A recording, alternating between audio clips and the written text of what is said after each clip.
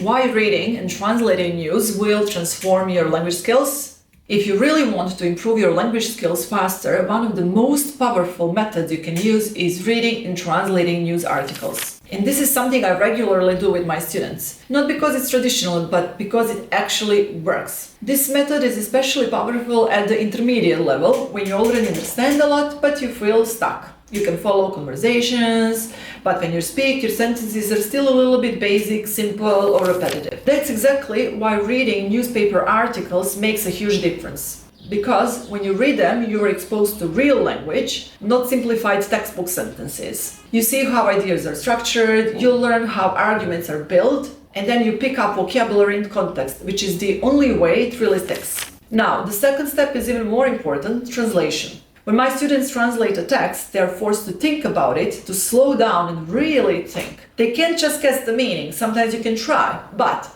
they have to understand almost every part of the sentence and then find a natural way to express the same idea. And that's where the real progress happens. I've had many students who felt stuck for months. We would have conversations, I would correct their mistakes, but then they keep repeating the same patterns. But once we introduced structured reading and translation combined with guided grammar and conversation, everything changed. They started using new vocabulary, more complex sentence structures. They sounded more natural and felt more confident. Because they were not anymore just recycling what they already knew. They were actually building a new language, and that's the key. This is also important to understand. This method is not only for learning Montenegrin, it works for any language, because the principle is the same. Real input plus deep processing plus guided practice. So yes, conversation is important, grammar is important, but without strong input, progress will always be slower. And that's exactly why I combine all of these elements in my teaching, because that's what actually gives results. If you want to learn Montenegrin in a structured way with real text, guided practice, and clear progress, you can explore my courses at...